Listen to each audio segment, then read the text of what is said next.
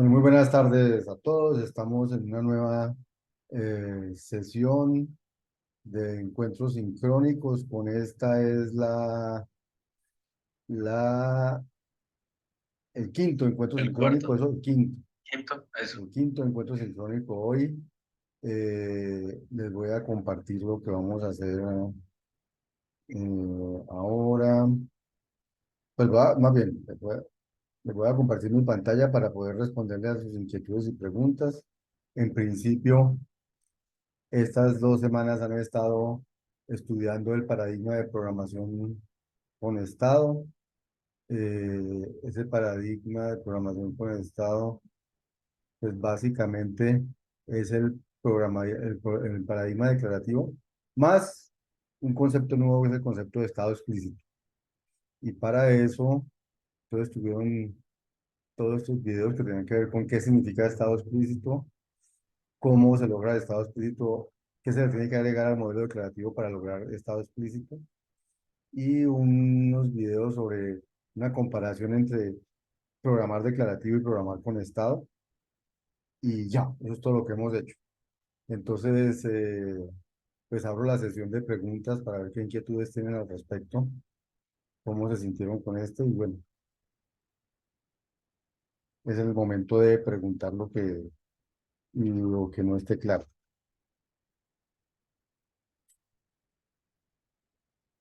Van a preguntar todos al tiempo. Pues yo creo que por ahora no tengo, bueno, si se me ocurre de pronto ahorita entre las dudas de los demás compañeros, pero me parece que de pronto este es hasta ahora el modelo tal vez un poquito más natural y más fácil de entender. O sea, los otros no han sido, digamos, ultra complejos, pero digamos que el uso de zetas creo que es bastante natural, lo que de pronto no hace en el día a día. Entonces, en ese orden de ideas, pues creo que fue bien, o sea, creo Ok, que lo tengo bien interiorizado, a menos de que de pronto ok. alguien por ahí de pronto pregunta algo raro.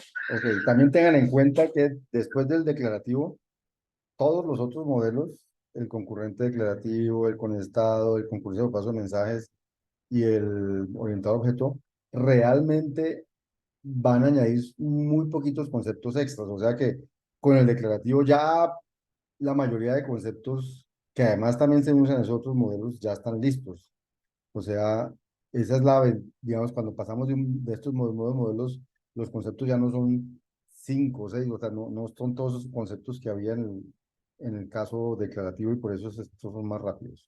Eh, bueno, pues no sé qué, alguno tiene alguna duda, alguna inquietud.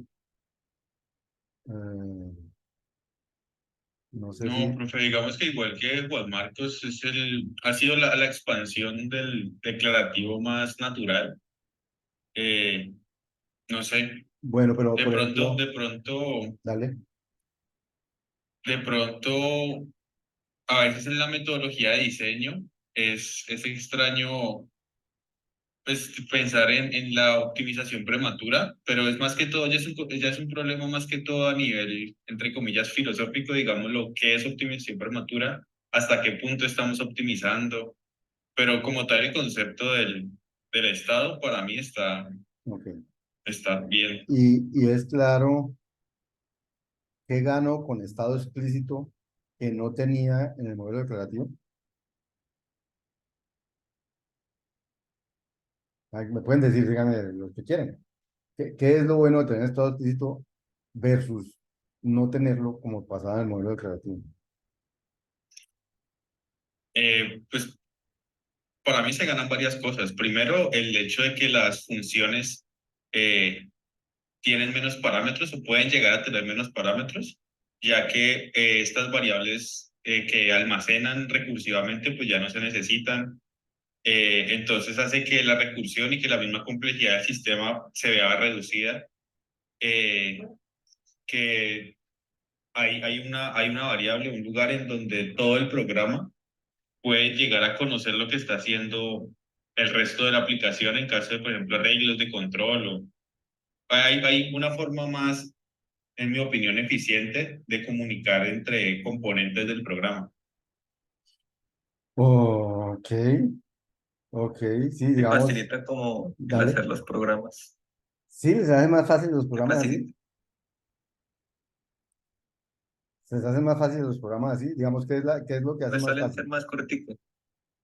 Bueno, dependiendo del caso, obviamente. Con estado, ¿saben? Sí, bueno, sí, de acuerdo. Digamos, hay un principio que se llama el principio de extensionalidad. No sé si lo pronuncié, no era que estaba eso. Eh,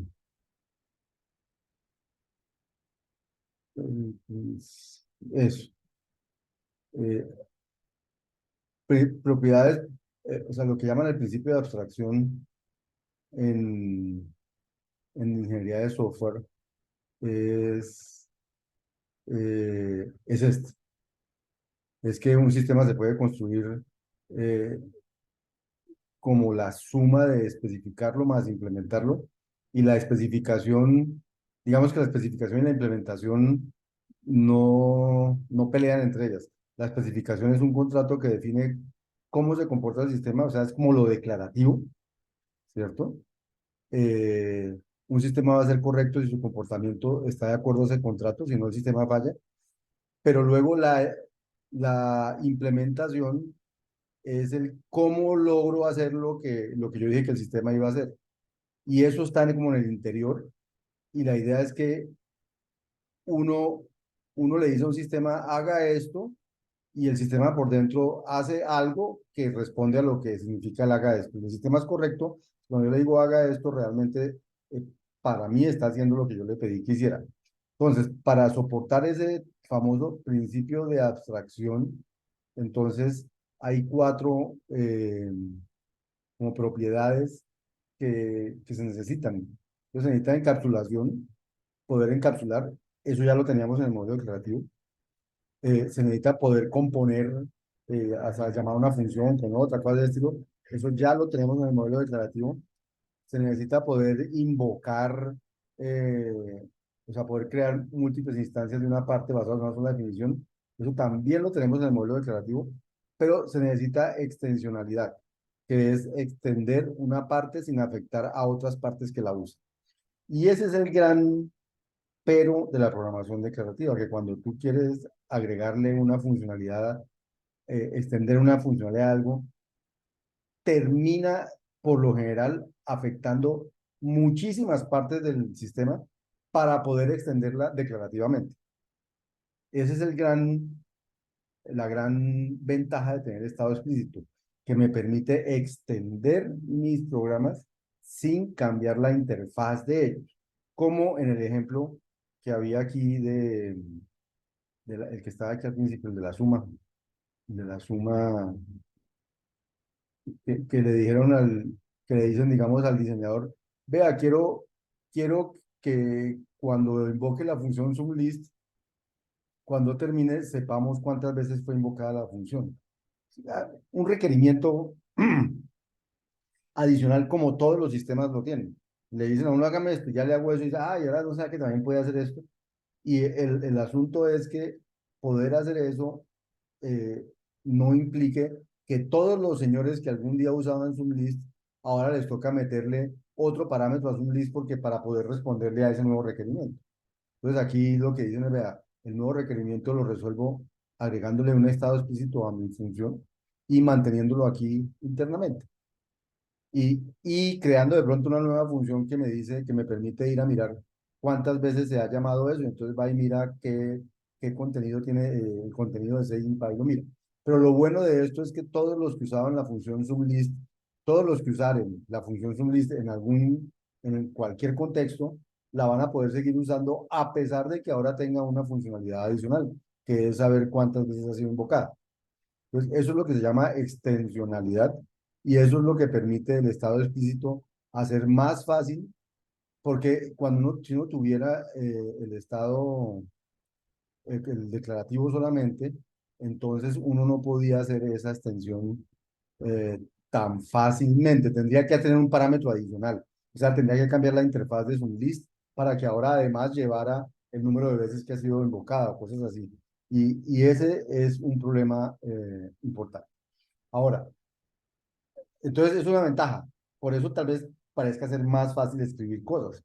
porque agregar un estado explícito no significa cambiar la interfaz de algo que yo ya estaba usando. Pero aparecen también cuidados a tener, como estos que aparecen aquí. Eh, Cuando uno tiene ese tipo de estados explícitos, entonces una función podría devolver cosas extrañas. Por ejemplo, SumList podría usar el valor de C para calcular algo y nadie saber de dónde diablos salió ese valor, porque ese valor está allá adentro calculando, pero no es parte de los parámetros que yo le mando. Entonces aparecen los efectos de borde, ¿sí? Eh, Aparecen digamos, el funcionamiento de los sistemas no tan estable, a menos que eh, uno haya definido como un invariante y todo el mundo cuide que siempre eso se cumpla desde cuando se mira desde el exterior. Pero cuando uno tiene variables internas, cuando uno tiene estado explícito, aparecen también ahora, ¿cómo se llaman? Aparecen eh, es- aparecen errores que antes no podían aparecer porque eso no existía. Eh, entonces el consejo es, está bien, póngale a estado cuando tiene que poner estado, pero mantenga el estado donde realmente es necesario. Donde no sea necesario, no ponga estado. Pero digamos, si tienen razón que para cierto tipo de cosas, pues es más fácil escribir programas en el modelo, en el modelo con estado.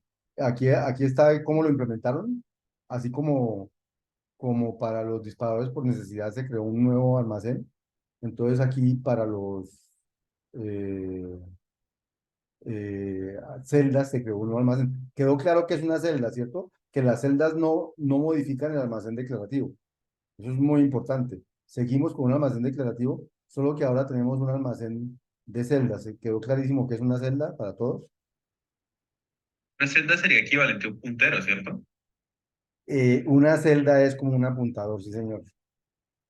Pero no está mezclada en la misma memoria de los valores. Hay una memoria donde están los valores y una memoria donde están, si quieren, los apuntados. Ujú. ¿Sí? Y entonces eh, resulta que el identificador de las celdas, que es como el apuntador, está guardado en la variable ahora. Ahora las variables de tipo celda guardan son como sus identificadores. ¿Cierto? Esos son sus valores, por eso son variables declarativas. O sea, las variables de tipo celda tampoco pueden cambiar. Lo que puede cambiar es con quién está asociado ese identificador de la celda en el almacén de celdas. Y eso es lo que hacen las operaciones que nos inventamos. Solamente nos inventamos dos nuevas operaciones, bueno, tres. Una, crear nuevos nombres, esa es necesaria para poder darle nombre a las celdas. Esta es la creación de nuevas celdas. Y esta, que es una operación que intercambia los valores de unas celdas con otras y que en principio es extraña, luego la explican, pero con esa crean las dos típicas de celdas, que son ponerle un valor, eh, ligar el X con el contenido, que digo, averiguar el contenido de una celda o cambiarle el contenido a una celda.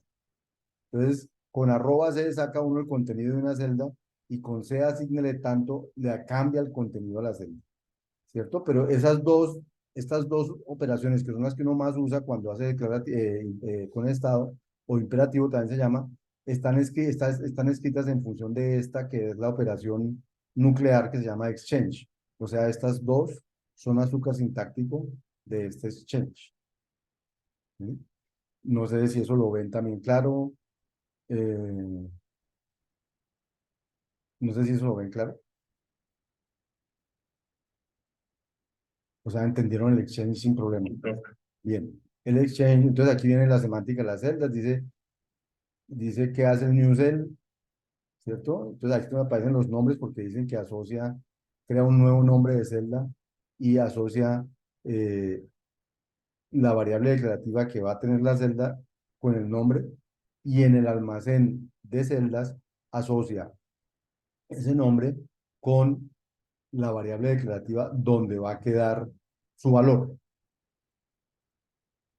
Ese es lo que fíjense que aquí había new cell X y Y. Entonces, Y es el nombre, la variable declarativa que va a tener la celda.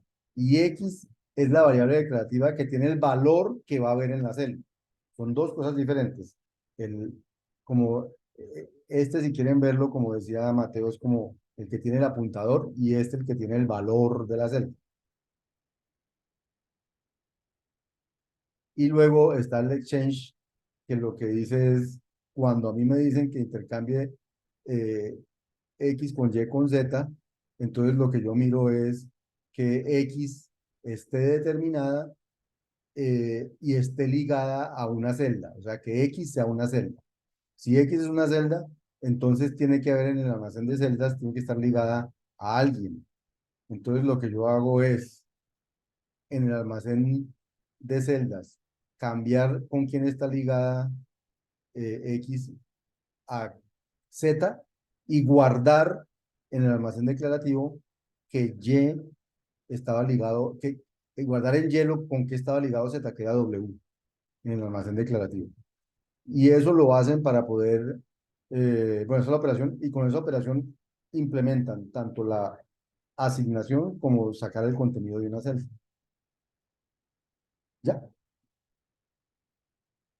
Eh, ¿Qué es lo malo de las celdas? Pues lo malo de las celdas es que la programación, es que cuando la programación nació, nació como una manera de implementar un lenguaje formal, como el matemático. Y resulta que en matemáticas, dos cosas que son iguales se pueden reemplazar en una en la otra y siempre siguen siendo iguales los términos. Resulta eh, que con la asignación, entonces, pasan cosas muy extrañas, que muy extrañas no pasan cosas como que la igualdad deja de ser estructural, mientras que antes uno miraba que dos cosas fueran iguales mirando si tenían, si eran realmente iguales. Ahora, dos celdas que no son iguales, o sea, dos celdas pueden tener el mismo contenido siendo ellas diferentes. Y eso es algo extraño. Aquí, por ejemplo, tenemos X es la celda que tiene 10, Y es la celda que tiene 10, y yo si preguntara si son la misma, si son iguales, va a decir que no.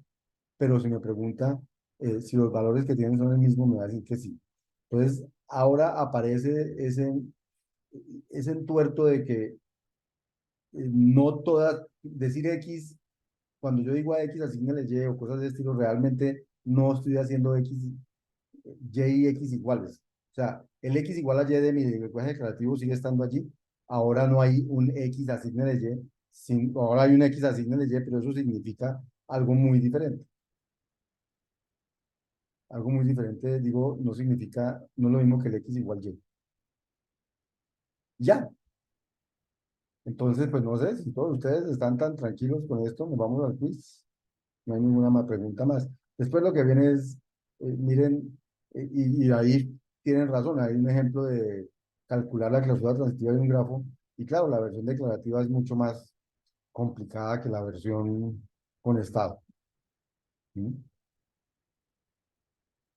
Y lo último, lo que hay aquí en consideraciones metodológicas para programar con estado, lo que dice es, cuando usted va a programar con estado, finalmente lo que hace es programar componentes. Y aunque programe con el estado, los componentes van a tener una visión, van a ser vistos como declarativos. Un componente dice, "Ah, yo le hago a usted todas las labores de tal cosa, y entonces si usted me entra esto, yo le devuelvo esto, usted me entra esto, yo le devuelvo esto. Así por dentro tenga estado, desde el punto de vista del uso que yo le doy a eso, es un uso declarativo, entonces es como si eso fuera declarativo. Entonces lo que dice aquí es, cuando usted programe con estado, trate de que las cosas queden usables declarativamente. Entonces no tenga esas cosas que crean efectos de borde extraños que son tan feos en los programas y que son causas de tantos errores. ¿Listo? Ok, profe. Nos vamos para el quiz entonces todos.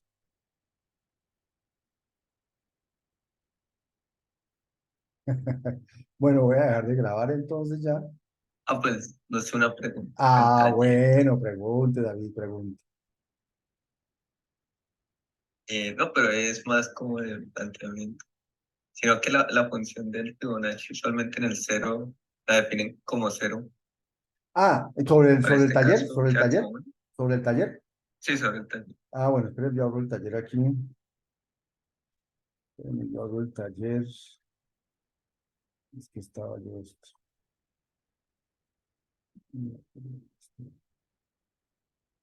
Aquí.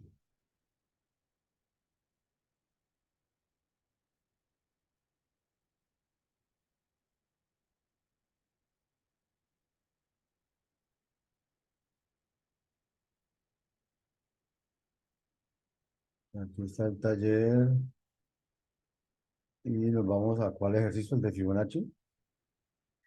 Sí, ¿Cuál es la pregunta? es que normalmente la secuencia de Fibonacci con cero, pues da cero. Pero ahí creo que tendría el uno. Ah, sí, aquí tiene el 1. No, pero la Fibonacci con cero no da cero. A ver, solamente por recordar. Fibonacci, ¿de dónde nace? Nace de ver cómo se reproducen los conejos en una isla, no sé qué cosa. Ese es el cuento que le echan a uno. Y entonces dice, al principio había una parejita de conejos. Esa parejita de conejos solo se empieza a reproducir, o sea, a pesar de que fecunden en el primer mes, solo 2 meses después nace el primer conejo. O sea, solo 2 meses después empiezan a reproducirse, a salir los conejos. Entonces, ¿cuántos conejos había en el tiempo uno o en el tiempo cero? Una pareja de conejos que fue la que yo puse. ¿Cuántos hay en el tiempo uno? La misma pareja de conejos, porque a pesar de que ya se hayan tratado de producto, no ha nacido el otro conejo, la nueva pareja. Y ya luego, en el siguiente, del mes, a partir del mes siguiente, entonces todos los conejos que ya tienen más de 2 meses de vida ya dan lugar a nuevos conejos. Entonces, en esa descripción, el tiempo cero y el tiempo uno hay una pareja de conejos. Por eso aparece el uno. Pero digamos, ese es Sino el que que, pues es que busqué en internet sí, como para asegurarme de que estuviera generando la vida y todos todos empiezan en apuntaban a cero. cero. Ajá, Bueno, aquí vamos a empezar en el uno. Realmente no va a cambiar gran el cosa, uno. porque simplemente va a ser decalada, ¿cierto? O sea, porque la que empieza en cero uno seguirá con un uno. Entonces ya en uno uno empieza como empieza la nuestra. O sea, Sí, o sea, queda corrido solo es que está decalado, uno. exacto, corrido Pues, como un chif hacia la derecha. Pero bueno, ok. pero háganlo con los dos con uno y uno. Es la misma sucesión de Fibonacci. La diferencia es Sí, muy pequeña, exacto. ¿Alguna otra inquietud? El, este es más sencillo, ¿sí o no? Claro que este de amigos y dinero quiero que lo hagan bien, ojalá lo hagan bien. Eh, y, eh, y el de la burbuja, pues es simplemente para que recordaran lo contentos que se ponían cuando programaban así, ¿cierto? Programaban con celdas de, ay, ahora tenemos algo parecido.